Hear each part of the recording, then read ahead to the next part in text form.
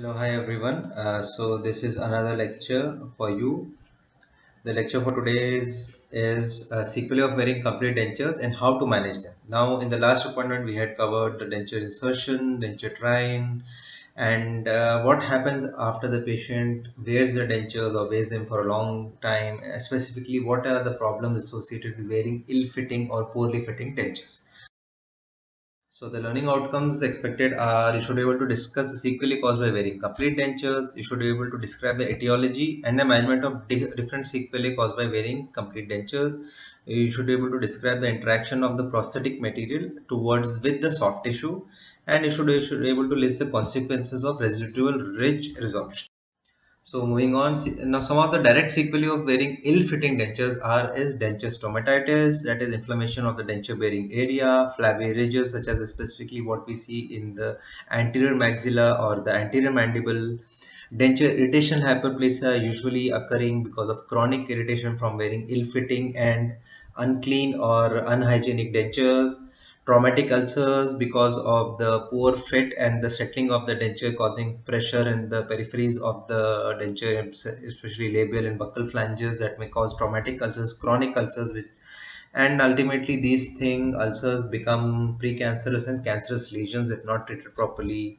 Some patients may also encounter burning mouth syndrome, especially common in females with poor nutrition status and postmenopausal females. We should ascertain the cause.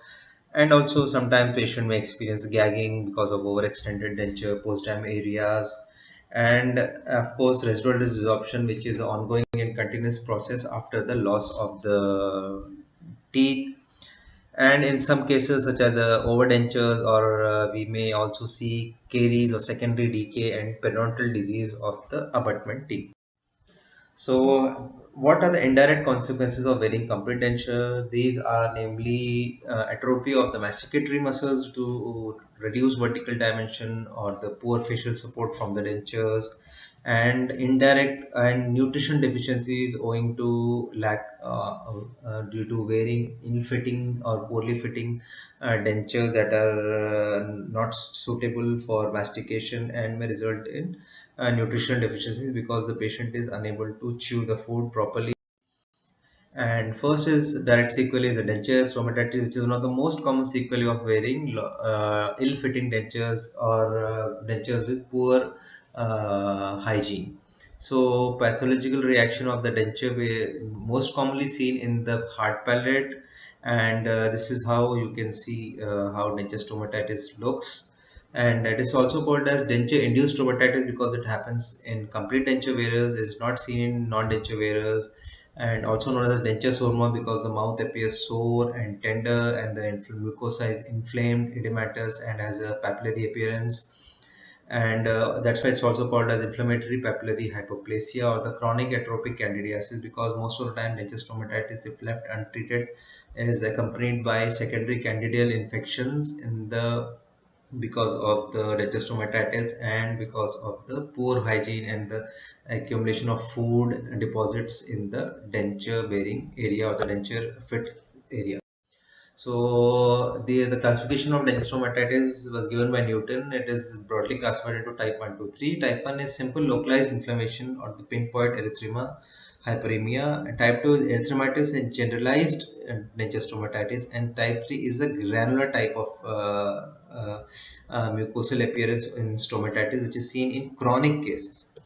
So these are the pics that show, and this is a granular type of denture stomatitis, usually seen just posterior to the rugae or involving the rugae, and it has a mulberry or raspberry appearance, and they are granular and papillary in texture. And the etiology, as I mentioned, is because of patient wearing both either due to excessive wearing of the denture, trauma from an ill-fitting denture, and there are also certain systemic and local factors, such as more commonly seen in diabetic individuals, patient with nutrition deficiencies, poor immunological status. So, as I mentioned, diabetes, nutrition deficiencies, also patients who are on steroids, whose immunity is compromised, or immunocompressive or immunomodulatory drugs, such as patients who are on what you call any type of transplant, such as a liver transplant, a kidney transplant, who are on immunocompressive drugs such as mycophenolate, mofetil, and corticosteroid for a long time. And also, it may be due to local factors such as directly related to ill-fitting dentures due to xerostomia because of certain drugs that the patient may be taking, and because of the high sugar intake or high carbohydrate diet, and patients who are tobacco users and chronic smokers and tobacco chewers, in them also it is very common. So, management is usually, if it is dentist stomatitis due to candida infection, and antifungal therapy with nystatin and amphotericin will usually take care of the condition. Patient has to be told to avoid wearing the dentures, or if it is very important, just to wear the dentures during mastication, during eating, and to not to wear these dentures. We can correct the ill-fitting dentures by first cleaning them, and then refreshing the tissue surface of the dentures, and then relining them with a tissue conditioning material to act as a bandage and to aid in the healing of the abused mucosal tissues. And as I mentioned, a patient should be advised on effective plaque control measures to maintain the hygiene of the dentures, to use denture cleansing tablets, and which mainly contain sodium perborate. And if there is any like granular type of denture stomatitis like type 3, then it may require surgical excision of this abused mucosa, and new dentures should be fabricated for the patient as soon as possible. And so this is how, using electrocautery probe, we can remove the granular tissues from the hard palate, because it may not disappear on its own, and then giving patient with dentures with a tissue conditioner, or fabricating new dentures altogether for the patient. The next is the flabby ridges, most mobile ridges, because of the loss of the bone and replacement by the fibrous tissues. It's commonly seen in the anterior parts of the maxilla and the mandible, and because of the excessive load from the ill-fitting dentures or unstable dentures. So again, here the flabby tissue needs to be removed surgically, and then after the healing period, a new denture should be fabricated with proper vertical dimension and proper occlusion, specifically balanced occlusion. So these are flabby tissues commonly seen in the anterior maxilla. Then you have the denture irritational hyperplasia. This is tissue hyperplasia of the mucosa that is in contact with the denture borders. And because of continuous pressure from the denture borders, and overextended denture borders, or due to collapse of the or the settling of the dentures, this may result in irritational hyperplasia in the circular epithelium, and result in excessive tissue growth, which is has a which appears like Epulis fissuratum. So there are folds of tissues with fissures in between them, and as I mentioned, this is due to chronic injury from unstable dentures, due to overextended flanges. And again, these the patient has to discontinue wearing the dentures. They have to be then surgically excised, and then you give new dentures to the patient. Uh, so this is how an Epulis fissuratum is seen due to overextended label flange of a maxillary denture. So the denture flange needs to be shortened. We can give a tissue conditioner with the denture. Okay, and this is a severe form of Epulis fissuratum, because as you can see here, there is a severe pressure from the extended flange, resulting in the denture rotational hyperplasia. This is most common location of the denture rotational hyperplasia, that is on the labial and buccal vestibule of the dentures. And traumatic ulcers also result from, or sore spots result from the tissue surface of the denture. It may be due to pressure, or maybe due to a sharp edge or the sharp nodule on the tissue surface of the denture. So this need to be corrected. Also, certain predisposing factors, such as, as I mentioned, patients are immunocompromised, taking immunomodulatory drugs, they may develop a traumatic ulcers, and later, if it is not checked, it may develop or exacerbate into denture irritation hyperplasia. So we need to correct the dentures, and give patient lignocaine gel, or drops to alleviate the pain, and then ask the patient not to wear the dentures for a few days, and till this heals and gives warm salt saline rinses, which also is helpful in elevating the pain.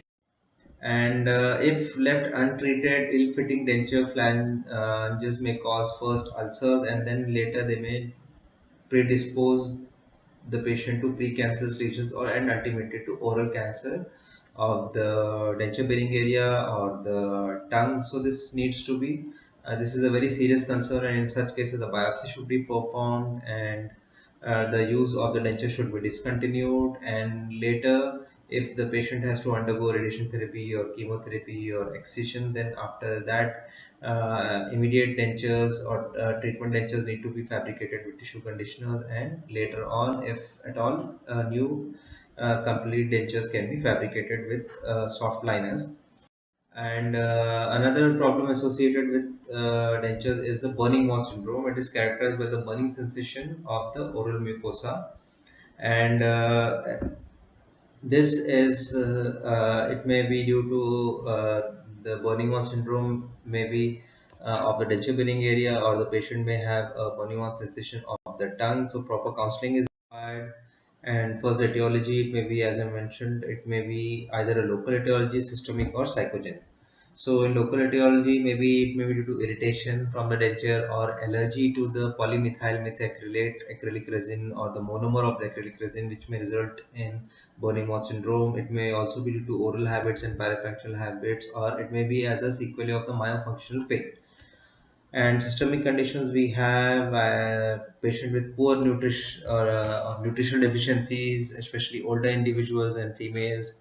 So if there is any vitamin deficiency, iron deficiency, patient needs to take multivitamins, iron supplements, fortified iron supplements. And if it is at all, it is due to systemic conditions that result in xerostomia, and also it is directly related to menopause and diabetes, and patients who are on Parkinson's medication. So these are all the factors that need to be checked and identified.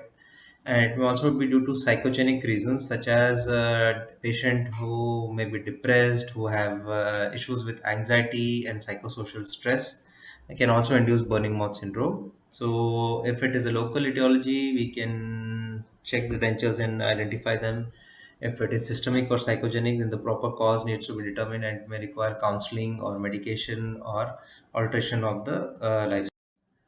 So next is the gagging. Gagging is most commonly due to the overextended posterior flange of the denture, that is a postdam area. This will result in poor retention. It may create space between the denture palatal vault and the soft palate, and it may result in pooling of the saliva and the food particles may enter it, and this is usually the cause of the gagging.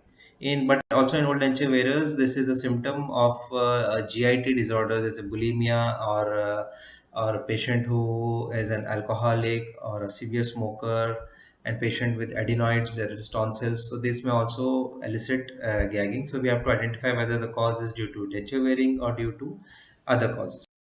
So next is a residual resorption. Residual resorption is a continuous and ongoing phenomenon, and it cannot be stopped even after the replacement of the missing teeth with complete dentures.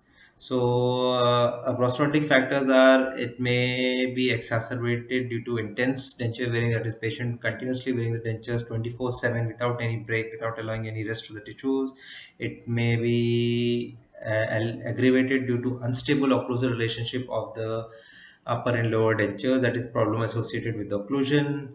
And it may be due to the immediate denture treatment. So in the such cases, after immediate denture treatment, after complete healing, new dentures need to be fabricated. So